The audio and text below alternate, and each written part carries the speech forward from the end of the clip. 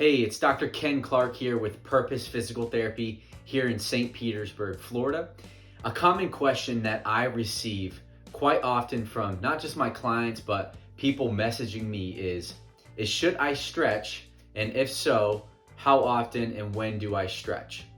And so when people ask me that question, the most common type of stretching that they're referring to is just your typical, static hold type of stretching. Now, the shorter answer to that question is it depends. It depends on what your goals are for stretching. So a couple things that stretching doesn't do is that in the long term, you're probably not going to get a whole lot of lengthening physically of the muscle or tendon with just static stretching. In the short term, it does help to decrease tone a little bit and help you become more mobile, more flexible. But research has come to show that it's not really a true lengthening that's occurring in that situation. It's more of an improved stretch tolerance.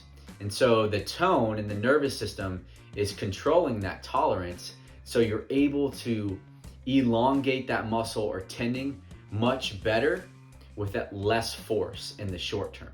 That's why it feels like you can do more. And so the second thing that it's doing or not doing is you're not going to get a lot of strengthening either. And so what you can do, as I mentioned, is you're going to improve a little bit of that mobility in the shorter term. But I always recommend to my patients or to my clients, if you're going to do some static stretching, always try to follow up with something active within that new range of motion that you just acquired. So, for instance, if you're going to hold your arm in this stretched position to get some more flexibility back here, so whatever you do afterwards, try to follow it up with something active. You're moving actively into that new range of motion. So, and then lastly, if you're stretching because it just feels good and you enjoy stretching and it helps you to actually do some movement, then by all means, go. So to summarize, static stretching is not going to improve muscle length and tendon length in the long term. But what it is going to do is to help improve stretch tolerance and a little bit of flexibility and mobility in the short term. So if you're going to do some passive or static stretching, try to always follow it up with something active. Because as I mentioned, you're going to improve a little bit of that range of motion and flexibility in the short term. So you want to take advantage of that and move actively within that new acquired range of motion.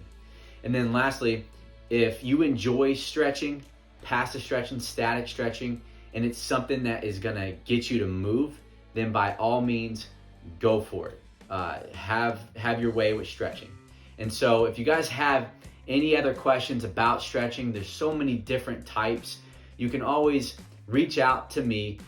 Visit the social media page, Instagram at Purpose Physical Therapy, Facebook is at Purpose PT and Wellness, and you can always head over to the website, purposephysicaltherapy.com, and just send us a message if you have any questions. So I hope that was helpful, guys. Take care.